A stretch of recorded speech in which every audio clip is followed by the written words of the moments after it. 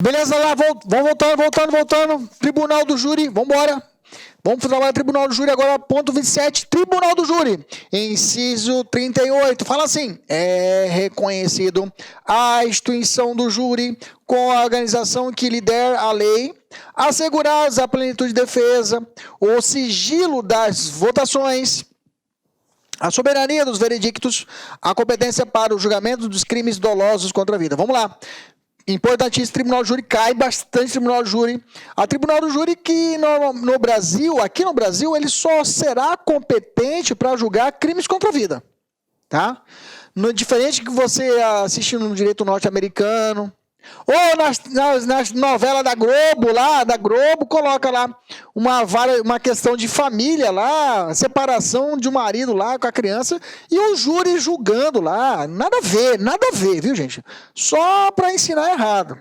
Tribunal do Júri no Brasil, só crime contra a vida. E tem que ser doloso, viu, gente? Não pode ser crime culposo.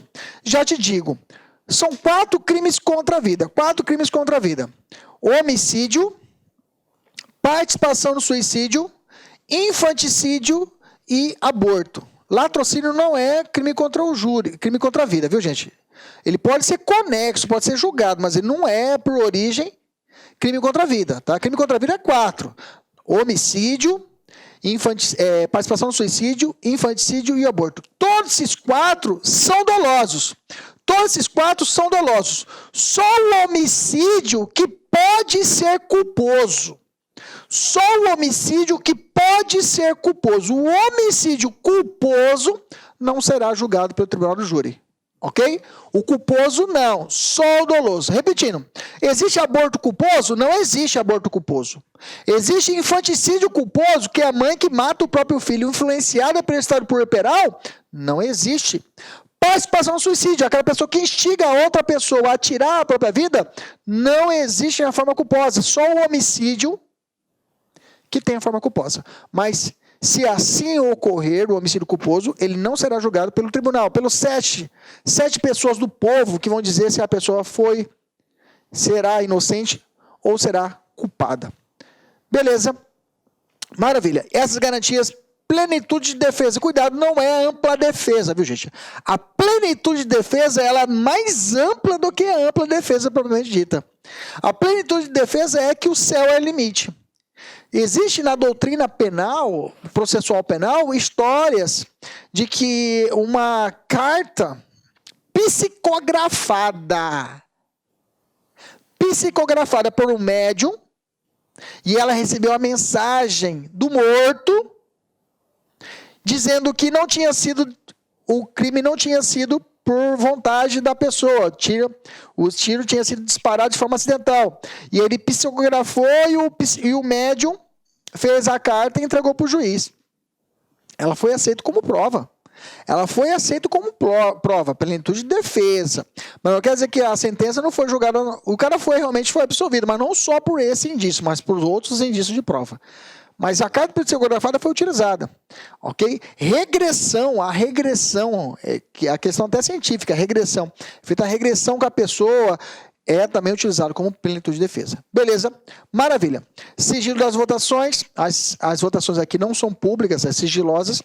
A soberania da decisão, falou que realmente é culpado. Eu posso recorrer? Posso recorrer, mas essa decisão dos jurados é soberana. Beleza? Maravilha. Falando nisso, eu tenho a súmula vinculante 45, a súmula vinculante, que é importante, falou de súmula vinculante, é matéria importante. A 45 que fala, a competência constitucional do Tribunal do Júri prevalece sobre o foro por prerrogativa de função estabelecida exclusivamente pela Constituição Estadual. Ou seja, se a Constituição Estadual determinar que o deputado estadual só pode ser julgado por o Tribunal de Justiça, digamos assim, se ele matou alguém, essa Constituição Estadual não vai prevalecer pela medida constitucional, ou seja, a Constituição fala, matou alguém? Tribunal do Júri, 7 jurados. Ah, mas a Constituição Estadual fala que tem que ser julgado pelo Tribunal de Justiça. A súmula fala negativo. Se a Constituição falou, se você matar alguém, e a Constituição Estadual do Mato Grosso determinar que é possível o cara ser julgado pelo Tribunal de Justiça, a prevalência será da Constituição Federal, ou seja, o cara vai ser julgado por juiz comum lá na vara do Tribunal do Júri. Beleza? Tem exceções? Tem, mas isso é matéria de processual penal que não nos interessa agora. Beleza? O crime de latrocínio não será julgado pelo Tribunal do Júri, ok? Por regra, já falei para você. Eu já vi questão de processo penal, falando assim, o latrocínio pode ser julgado pelo júri se ele tiver casadinho junto com o homicídio. Tá certo. Se o cara matou e, além disso, fez um assalto e matou outra pessoa, juntou os dois vão ser julgados pelo Tribunal do Júri. Aí é uma outra conversa. Aí é conexão. Aí é outra conversa, tá? Agora, o latrocínio sozinho, matou para levar o tênis, esse não vai para o Tribunal do Júri. Beleza? Cuidado. Latrocínio sozinho ali, colocou latrocínio é para o Tribunal do Júri. Tá errado. Ok? Latrocínio mais homicídio. Aí sim. Latrocínio mais homicídio vai para o Tribunal do Júri? Aí sim. Latrocínio e homicídio vai para o Tribunal do Júri? Aí sim. Latrocínio sozinho, não vai. Beleza? Maravilha. Questão, vamos lá. É reconhecida a instituição do júri com a organização que lidera a lei, não sendo assegurado. Ele quer exceção, tá? Soberania dos veredictos. É assegurado? É. Então tá certo. A plenitude de defesa é assegurado? Sim. Sigilo das votações? Sim. Sigilo do nome do juiz? Sigilo do nome do juiz não tem nada a ver. Não tá. Competência para o julgamento dos crimes dolosos. Opa, fechou. Que é isso, letra D. Sigilo do juiz, nada a ver. Nada a ver. Segunda questão, no que diz respeito aos direitos e garantias fundamentais, previsto na Constituição da República, é correto, está certo afirmar que é reconhecida a instituição do júri com a competência para o julgamento dos crimes culposos contra... Nossa, até dói o ouvido, né? Culposo não, né, gente? Tem que ser o quê? Doloso. Maravilha. Terceira questão. Vamos lá. Nos termos da Constituição Federal, é correto afirmar que é reconhecida a instituição do júri, com competência para o julgamento dos crimes culposos ou alternativo no meio, ou dolosos contra a vida. Errado, é só doloso. Fácil, né? Fechamos o Tribunal do Júri? Sem erro? Maravilha. Vamos lá. Devido processo legal e o contraditório. Vamos lá. Se para o direito penal, direito civil, direito trabalhista, o princípio da dignidade da pessoa humana é a base, para as matérias processuais, processo penal, processo civil, processo de trabalho, por exemplo, a base será o devido processo legal. Ok? Para o direito, a gente vai falar um pouquinho mais técnico, tá? Para o direito material ou substancial, a base é a dignidade da pessoa humana. Para o direito processual, a base será o princípio do devido processo legal. Entendemos isso? São as bases constitucionais que orbitam em nosso ordenamento. Beleza? Diz assim a Constituição: ninguém será privado da liberdade ou de seus bens sem o devido processo legal. Ninguém será privado da sua liberdade e dos seus bens sem o devido processo. Gente, isso aqui já existiu, sabe desde quando? Desde 1215. 1215 já existia essa regra. Foi a primeira estabelecida no mundo de proteção nossa contra o Estado, foi essa daqui. O devido processo legal, ok? E a possibilidade da proteção à minha propriedade. Ninguém vai ter a ideia da minha liberdade e os bens sem o devido processo legal, ok? Isso mete um pé no peito do Estado para poder impedir o arbítrio dele. Ok? Embaixo, aos litigantes em processo judicial ou administrativo. Cuidado, judicial ou administrativo. Administrativo também, cuidado. Judicial ou administrativo. Não é só judicial e nem só administrativo. Grifa. E aos acusados em geral. São assegurados o contraditório e ampla defesa com os meios e recursos a elas inerentes. Deixa eu te perguntar. Uma associação num condomínio do seu prédio, condomínio horizontal, vertical, tem um condomínio que ele é chato pra caramba, chato. Vai fazer uma festa, liga lá, fala, o som tá muito alto. Briga porque ele quer reservar a área de festa, a área de lazer, né? A área lá gourmet. Só que ele não paga condomínio. Ele quer reservar. E ele briga.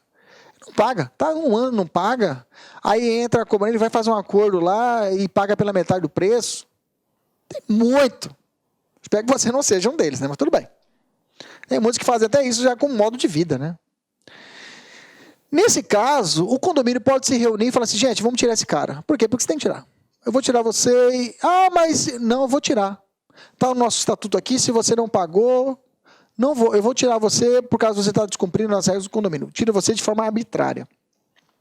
E eu não confiro a ele a chance de fazer a sua defesa. Isso fere a Constituição? Meus amores, isso fere a Constituição. O Supremo já entendeu a esse respeito. Na verdade, foi um músico, né? Ele foi estirado da Associação de Música.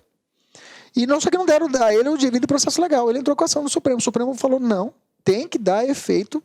É a chamada aplicação de efeito horizontal das normas constitucionais. Essa proteção não é só o Estado contra Kleber. É entre Kleber e entre meus indivíduos, os iguais. Isso é a aplicação horizontal de direitos fundamentais. Ok? Beleza? Então, o devido processo legal, o ampla defesa contraditória tem que ser ofertado não só no âmbito administrativo, não só no direito administrativo, no âmbito entre particulares também. Beleza?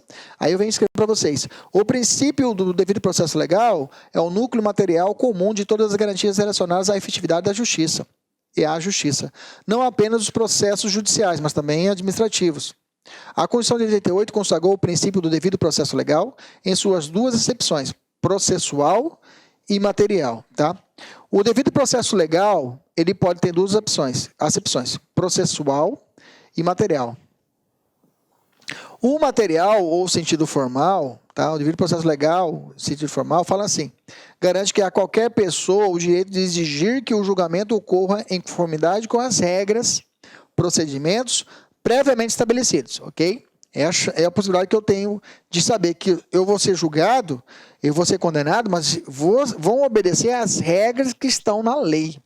Não vai, de uma forma, contrapor o que está na lei. O processo procedural,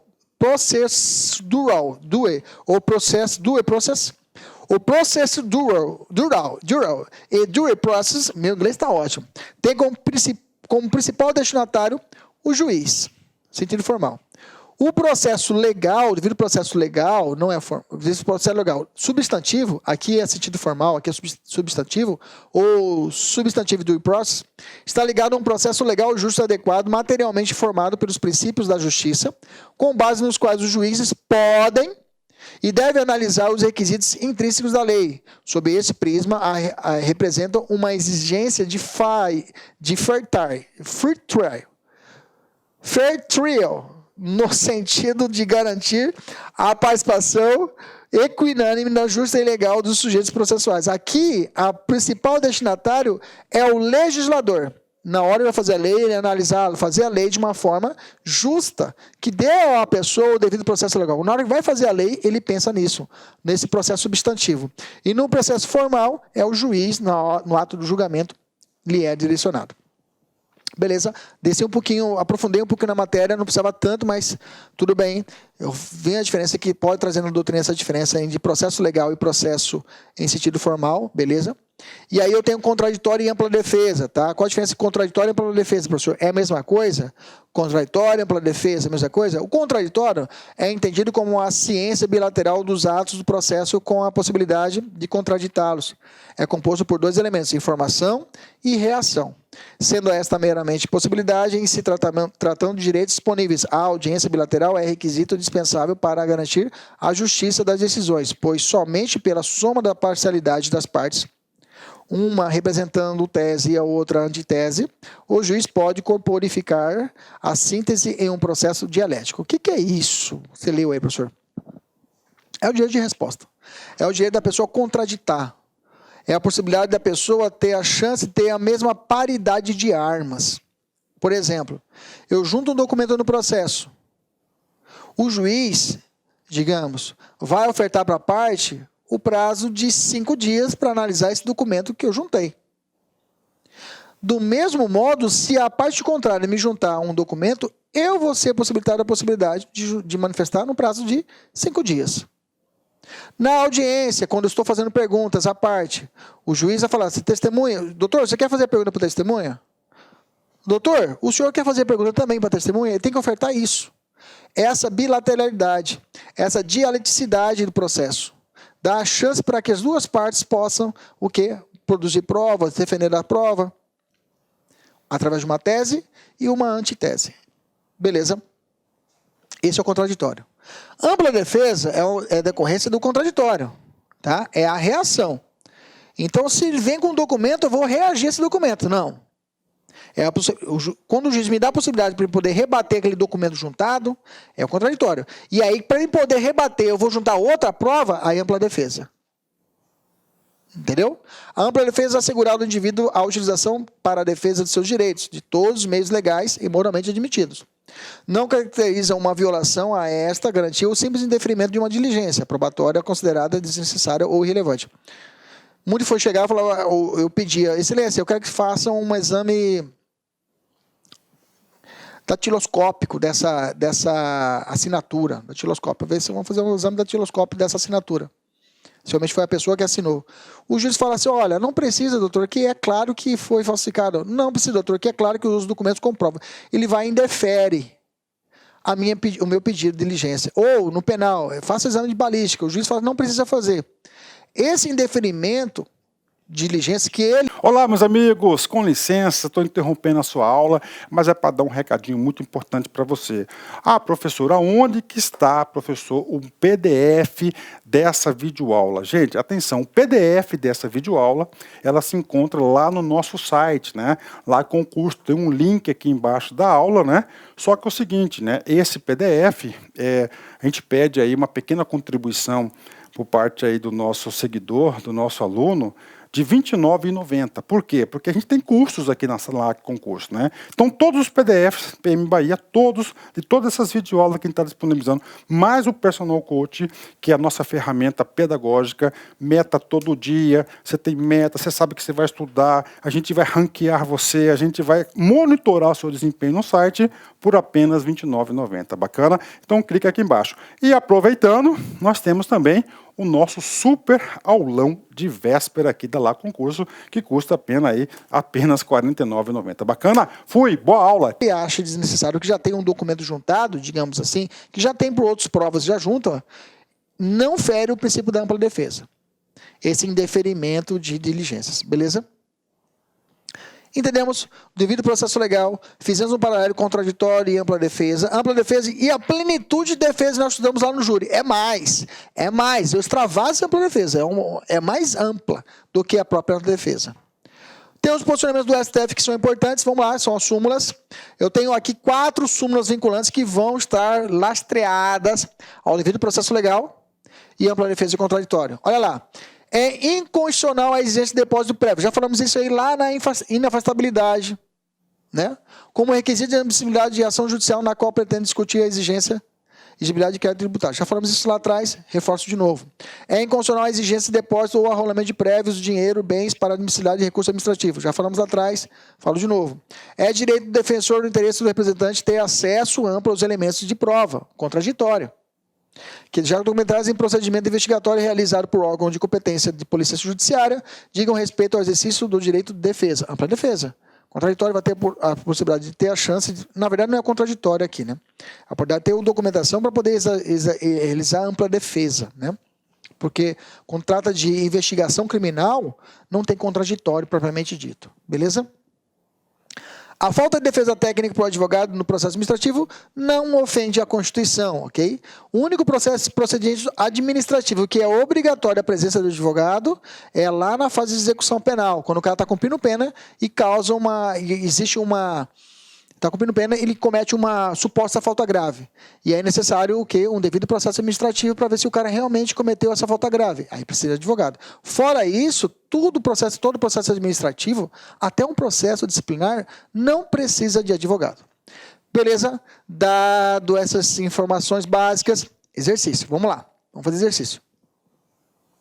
De acordo com a Constituição Federal e o entendimento do STF, o direito do réu à observância pelo Estado da garantia pertinente ao devido processo legal traduz expressão concreta do direito de defesa. Certinho, bacana.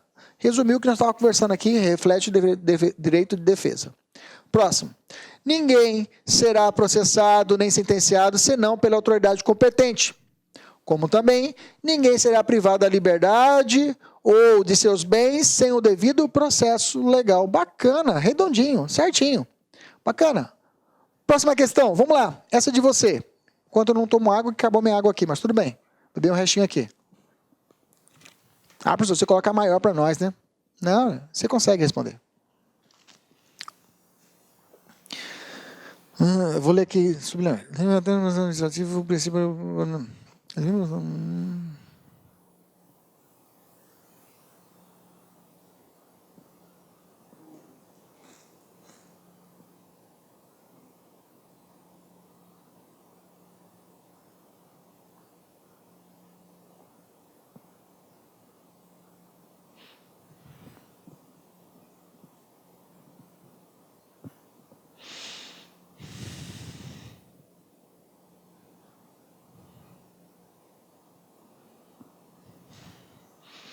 Alternativa, letra? Isso, muito bem, letra D. Vamos lá. Tá, eu vi alguns aí falaram letra C, mas vamos lá. Deixa eu ver o C. As outras duas dá para eliminar, né, gente? Vamos lá, olha lá. Do devido processo legal, segundo o qual ninguém será privado de sua liberdade sem um devido processo legal, mas podendo sê-lo dos seus bens. Não. Aí nessa, segundo o qual a administração pública precisa ser provocada pelo interessado para iniciar o processo administrativo. Não precisa, pode iniciar de ofício. Do contraditório, segundo o qual o administrado réu é obrigado a se defender, com os meios necessários sob pena de ser declarado indefeso. Não tem isso no processo administrativo, viu, gente? Ok? Com nomeação de defensor dativo, não tem isso. E não tem isso para o contraditório, ok? O contraditório não tem nada a ver com nomeação de defeso, aí não seria contraditório, ok? Contraditório é bilateralidade. Não tem a ver isso com contraditório. A aplicação da nomeação do defensor dativo, salvo engano, é possível. Mas contraditório não tem nada a ver com isso. A D está certa, da ampla defesa, segundo a qual ao administrado é assegurado o exercício de sua defesa com os meios e recursos a eles inerentes. Bacana, fechamos e vamos partir para inadmissibilidade de utilização de prova ilícita. Meus queridos, esse princípio não é só para o direito penal. A gente utiliza muito, quando a gente estuda muito direito penal, nas provas, mas isso aqui também é aplicado tanto para qualquer seara. Tanto é que a gente não separou como matéria penal, que vão ver alguns incisos só de matéria penal. Não é a inadmissibilidade de provas, ela é aplicada para todas as searas. Com maior importância, é claro, ao direito penal, porque o direito penal ele trata lá de um princípio da verdade real, né? Busca a verdade real, diferente do direito processual, que busca a verdade formal, propriamente dita. Então, nesse contexto, ela tem mais visualização do direito penal, mas vamos trabalhar aqui os dispositivos de âmbito geral e agora a gente entra numa matéria em específica aqui sobre penal. Vamos lá. Ele fala assim, são inadmissíveis. Pronto, ele cravou. Inadmissível. No processo, e ele falou processo, não falou qual processo, então qualquer processo, as provas obtidas por meios ilícitos. Acabou. A doutrina, ela divide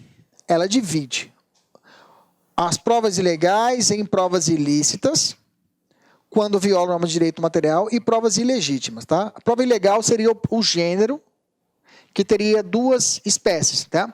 Lá na lei fala provas meios ilícitos, tá?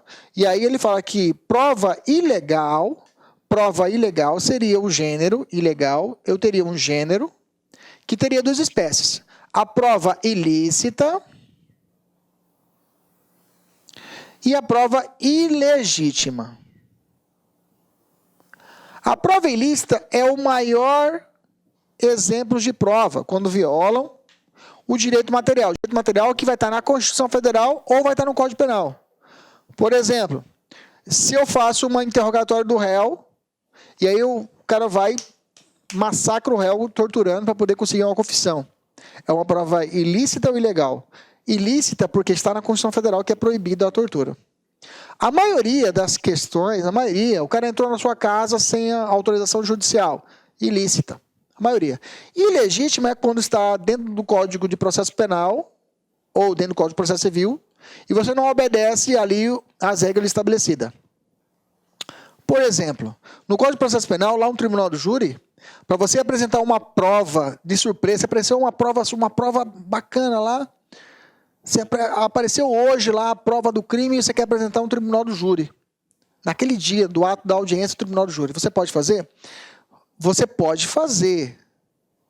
Só que ela vai ser considerada a prova ilegítima. Por quê? Porque o Código de Processo Penal fala que todas as provas novas que eu queira apresentar no ato da audiência, eu tenho que avisar antes, 3 dias antes a parte. Eu tenho que pedir 3 dias antes. Falar, excelência, eu vou juntar no dia da audiência uma faca do crime que não estava no processo. Eu tenho que fazer isso 3 dias antes. Se assim eu teimar e colocar, a prova será o quê? Ilegítima, porque foi contra uma norma de processo penal, porque essa regra estava no processo penal. Mas te falo, por eliminação, a maioria das questões tratam de provas ilícitas, ok? Só quando você estiver fazendo prova de processo penal, aí sim, ele pode cobrar de forma específica essa diferença. Bacana, mas constitucional para nós, é importante sabermos só essa diferença de forma ampla, beleza? E aí eu tenho o fundamento do princípio da inadmissibilidade de qualquer meio ilícito, fundamentado na chamada teoria dos frutos da árvore envenenada. Okay? Ela é uma teoria americana que foi adaptada e foi trazida para o Brasil.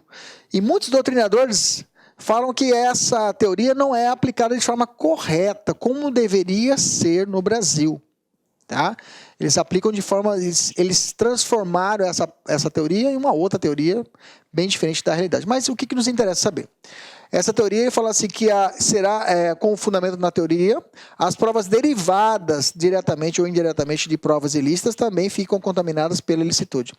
Okay? Todavia, o STF tem entendimento que, no caso de existência de provas autônomas suficientes para fundamentar, por si só, a responsabilidade penal do réu, a decisão condenatória não deve ser anulada também. Deixa eu fechar aqui, aí eu faço todo um exemplo. Também não haverá contaminação quando, apesar de possuir um vínculo com a prova ilícita, a prova derivada puder ser descoberta idoneamente de outra maneira. Teoria da descoberta inevitável. Neste caso, cumpre-se verificar-se se de fato e não apenas teoricamente a prova derivada seria descoberta no caso concreto em qualquer tipo de vício. Deixa eu explicar. Te dar um exemplo. O que é isso? Isso está no Código de Processo Penal, tá, gente? Isso está no Código de Processo Penal. Isso aqui é matéria puramente processual penal. Eu vou no artigo, e do artigo eu vou construir o raciocínio. Olha lá. E lá eu consigo dar o exemplo. Olha lá. Fala assim, no artigo, tudo que eu falei lá atrás está aqui. 157. São inadmissíveis devendo ser desentranhadas do processo as provas ilícitas, assim entendidas, obtidas em violação às normas constitucionais ou legais. Perfeito. Ele deu o conceito de ilícita. Ilegítima, processual penal. São também inadmissíveis as provas derivadas das ilícitas. Para bem aqui. O que é isso, prova derivada de ilícita? Entenda. Se eu entrei, digamos assim, a polícia realizou uma interceptação telefônica. Você sabe. Você nem precisa fazer direito para saber isso. Não precisa nem fazer cursinho para poder fazer isso, para saber disso. A interceptação telefônica precisa de juiz, pô. Não é bagunçado. Tem que ter autorização judicial. Digamos que a polícia o fez sem autorização judicial. Perfeito? Bacana. E aí eles fazem uma interceptação de uma situação de tráfico. Bacana? Beleza.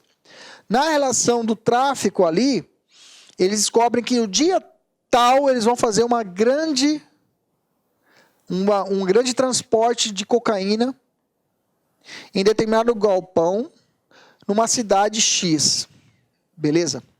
Com essa informação, eles fazem um pedido ao juiz para que seja realizado expedido um mandado de busca e apreensão para esse galpão no certo dia, no local certo. Eles conseguem busca e apreensão. Eles vão até o local e fazem a apreensão da droga através da busca e apreensão autorizada pelo juiz. aquela droga produzida, aquela prova que foi materialmente consumada, prova do crime, a droga, poderá ser usada no processo? A pergunta é, ela, quando ela nasceu, para me chegar até a apreensão da droga, o que eu tinha que fazer? O que eles fizeram? Uma interceptação o quê? Ilícita. Eles fizeram sem autorização judicial, perfeito? Perfeito. O que acontece? Esse veneno, né? A teoria dos frutos, essa árvore que tem como fruto a cocaína apreendida através de uma busca e apreensão devidamente autorizada, fica o quê? Contaminada. Teoria dos frutos, ela é o fruto da árvore envenenada, ela vai contaminar essa prova derivada. Então, a apreensão da droga, a prova será o quê? Nula. Porque ela derivou de uma origem ilícita. Entendemos isso? Mas continua. O Código de Processo Penal, seguindo essa teoria também americana, falou que essa teoria dos frutos envenenados não é absoluta, tem exceção. Por exemplo, fala assim, salvo quando não é evidenciado o nexo causalidade entre umas e outras, ok? Então, se for conseguir desvendar, falar que foi feita ilícita essa prova aqui, perfeito? Mas a cocaína, a gente conseguiu descobrir através de outras formas. Um depoimento de outra pessoa, e aí eu consigo cortar. Falou, não precisava dar a interceptação telefônica para poder conseguir chegar à cocaína, pelo fato que eu já tinha outros indícios, eu tinha prova robusta que eu ia conseguir comprovar a cocaína, eu ia conseguir chegar a ela. Beleza, aí a prova é válida.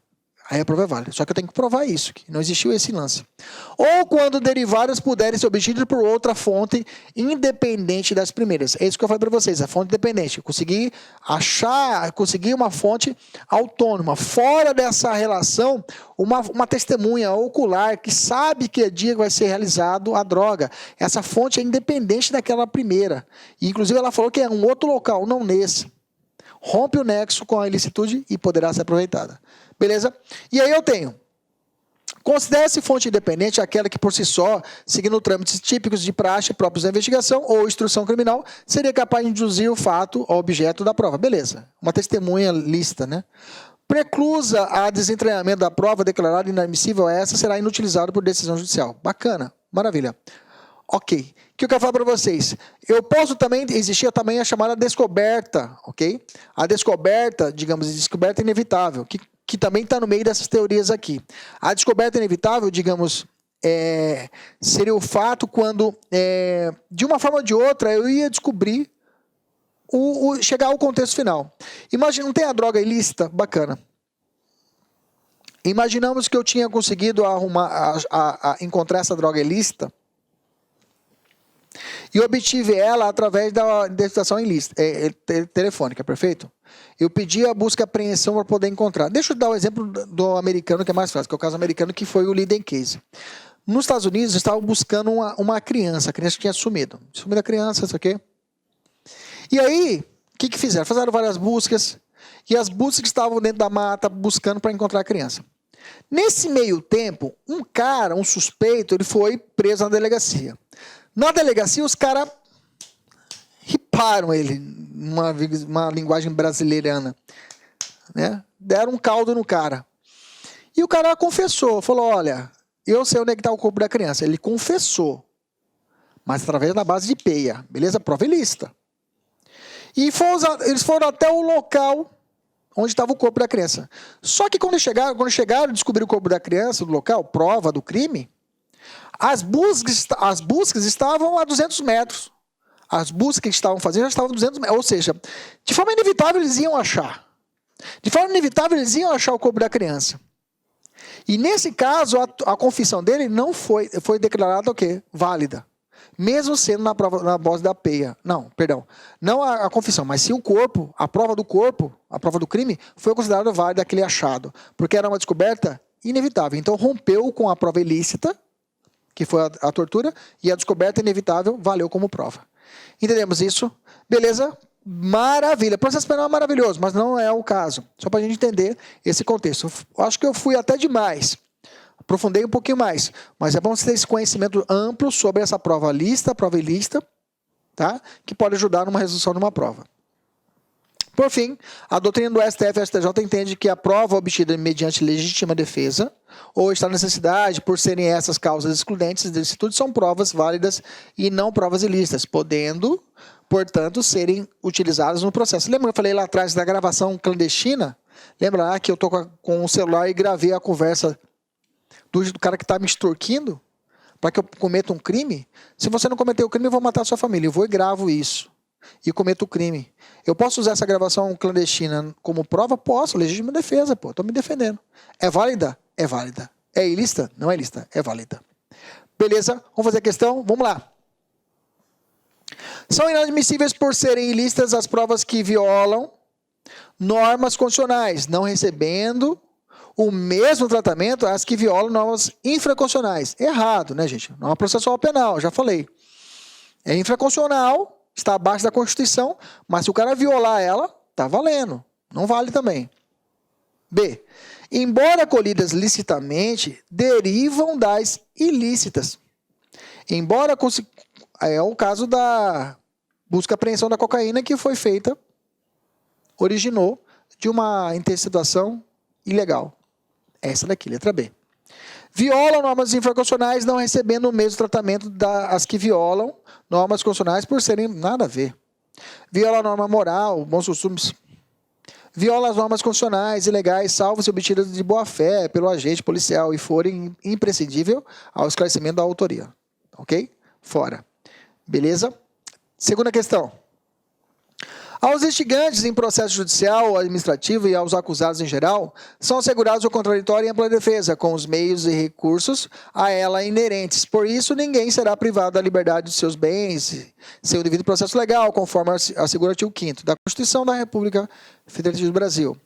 Constitucionalmente falando, sobre o processo, é correto afirmar que são inadmissíveis no processo as provas obtidas por meio ilícitos, salvo se essas forem emprestadas. Salvo se for emprestada, nada a ver, não tem nada disso, viu, gente? Tá errada a questão. Peraí, até aqui meu material aqui tá como certo, só que tá errado, tá? Deixa eu salvar aqui. Deixa eu corrigir aqui agora. Peraí, está errado. Vamos lá. Taranana. Está errado, não tem nada de ressalva de forma emprestada, negativa, coisa nenhuma. Vamos aqui, parará. Chururu. Veja, não tem erro. A prova, se ela for contra a legislação constitucional, ela é ilícita. Se for norma infraconstitucional, ela também será ilícita sem dó nem piedade, ok? Ela também será considerada ilícita. Deixa eu pagar aqui errado, mano. Errado. Beleza. Ok? Eu tinha colocado certo, mas vou colocar aqui errado. Errado. Aí, ao vivo, corrigido. Ok, aqui, errado. Salvar aqui. Beleza, vamos embora. Vamos continuar. Segue o jogo. Vamos lá. Ok, então ela está errada. Beleza? Tem nada, salvo se for nada a ver, tá? Não são inadmissíveis os processos, provas obtidas por meio ilícito, salvo se forem prestadas. Errado, nada a ver. Terceira questão, vamos lá. Sobre a vedação constitucional quanto ao uso de provas ilícitas no processo, o STF entende que tais provas contaminam aquelas que são delas derivadas. Fruit of the Proceedure é a teoria dos frutos da árvore envenenada em inglês. Só cabendo a anulação do processo se influenciarem o julgamento.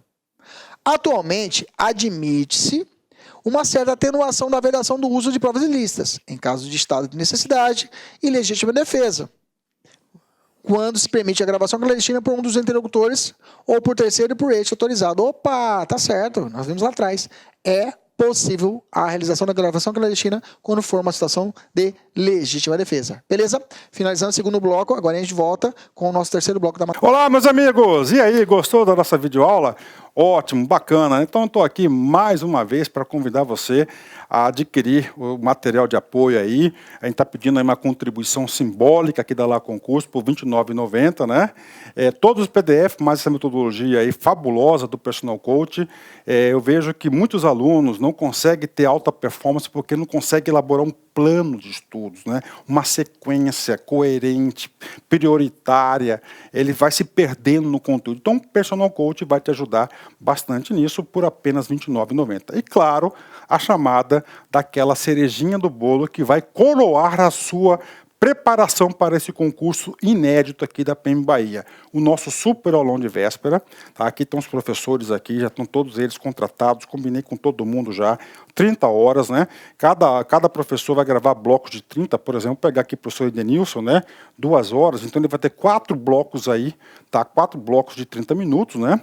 Isso aqui não será disponibilizado no YouTube, será lá na nossa plataforma do Lá Concursos, o link está aqui para você fazer a sua inscrição, né? Por apenas R$ 49,90, tudo bem, gente? Então, um forte abraço, espero vocês. Tchau, fui!